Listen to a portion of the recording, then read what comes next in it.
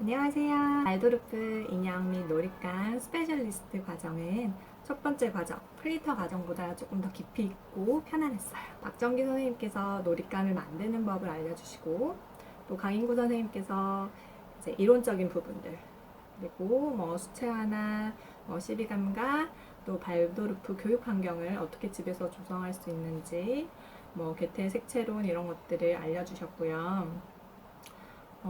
저는 원래 바느질이나 뜨개질을 잘 못했었는데 이번 과정에서 이제 계속 이제 반복하고 익숙해지고 점점 집중하게 되면서 굉장히 저에게 힐링이 됐어요. 보통 피아노나 춤, 명상, 드로잉, 그림 같은 거 이런 거 그리실 때 몰입하게 되는 그런 느낌이랑 좀 비슷했는데 보통 바느질 같은 거 귀찮아서 세탁소에 맡기고 그리고 장난감들 이런 거 사면 되잖아요. 근데 실제로 이렇게 아이를 위해서 제가 놀이감들을 만들어 보니까 아이가 좋아할 모습을 상상하니까 너무 기분이 좋았고 저도 굉장히 힐링이 됐었어요. 바느질도 첫 번째 과정이랑 다르지 않고 좀 디테일한 부분이 업그레이드 되긴 했는데 저랑 이렇게 못하는 사람들도 충분히 할 수 있는데 손재주 좋으신 여러분들은 더 잘할 수 있을 거라고 생각해요. 그리고 자연에서 얻어진 것들을 계속 만지고 이제 뭔가를 만들어내니까 마음이 좀 차분해지는 느낌도 들었었는데요. 이제 섬세한 감각을 가진 우리 아이들은 더 그렇겠죠? 양모소, 털실, 옷감, 나뭇가지, 솔방울 이런 것들 만지고 경험하면 그 궁극적으로 이제 감각 통합 그리고 두뇌 발달로도 이어진다고 해요.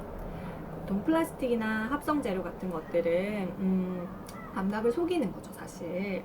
그리고 그런 것들을 저해할 수 있기 때문에 이젠 저는 그런 장난감들을 사진 않고 그리고 정말 좋아했던 거는 그냥 아이 손이 닿지 않는 곳에 넣어놓고 그리고 웬만한 건 다 처분을 했어요.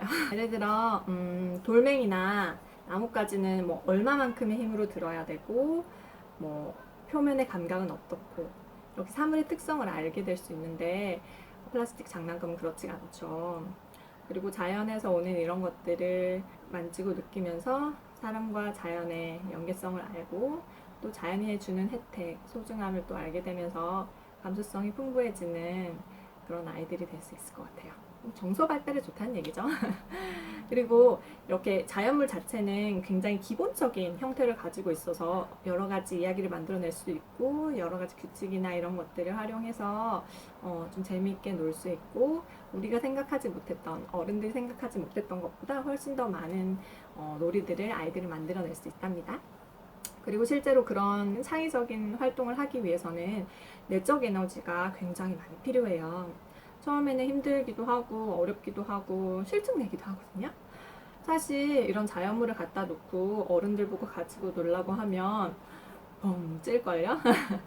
근데 자꾸 이런 것들 가지고 놀다 보면 이제 스스로 어떻게 놀아야 될지도 알게 되고 아이들도 스스로 놀 수 있는 그런 힘이 생기더라고요. 알도르프를 저도 접하기 전에는 진짜 육아 저도 진짜 많이 읽고 공부도 많이 하고 애착, 민감성, 무슨 교육 이런 것들에 대해서 많이 보고 그리고 그런 것들에 대해서 좀 강박이나 집착했었던 것 같아요.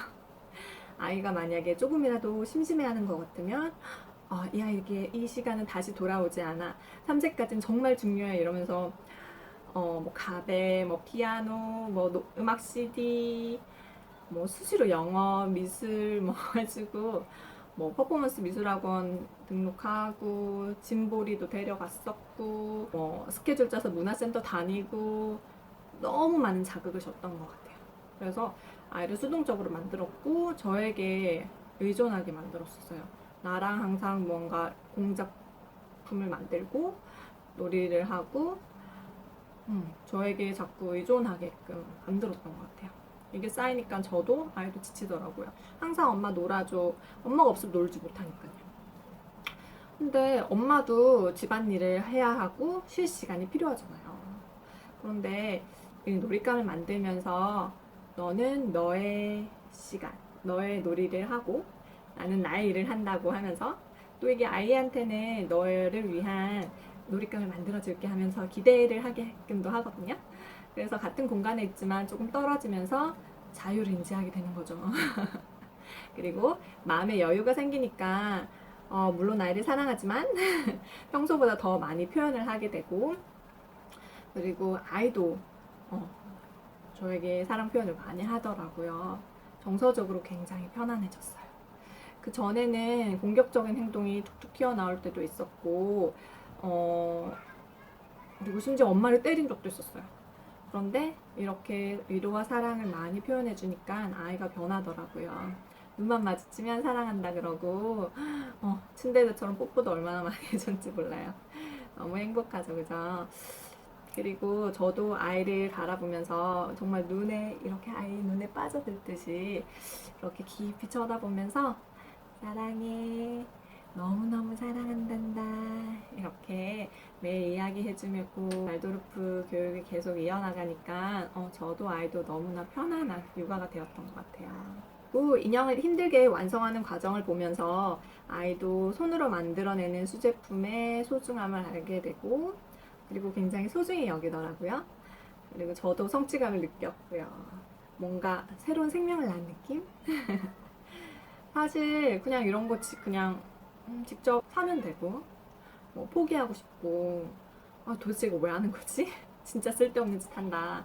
막 이렇게 생각했는데 계속 이 작업을 하면서 이런 또 과정을 겪으면서 인내심의 레벨도 상당히 높아지고 그리고 좀 마음의 여유가 생기더라고요.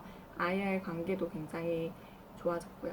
물론 인형 놀잇감만은 만든다곤 해서 그런 과정이 일어나는 건 아니고요.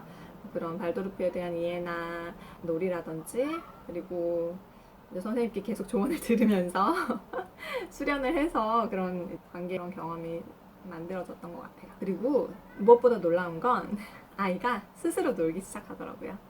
4세인데요. 그전에는 항상 엄마 바짓가랑이 붙잡고 엄마 없으면 절대 안 되고 항상 놀아달라고 그러고 한시도 혼자 있지 못했어요.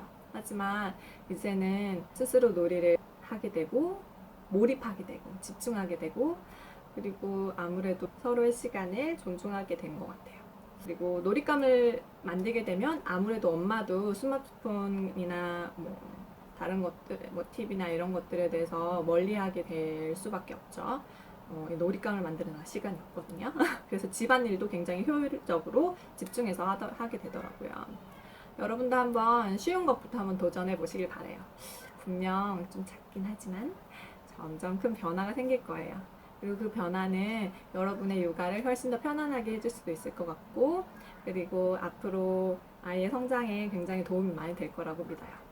궁금한 점 이런 것들 있으면 언제든지 댓글이나 이메일로 연락 주시면 저도 최선을 다해서 답변을 드릴게요. 영상 끝까지 봐주셔서 감사합니다. 좋은 하루 되세요.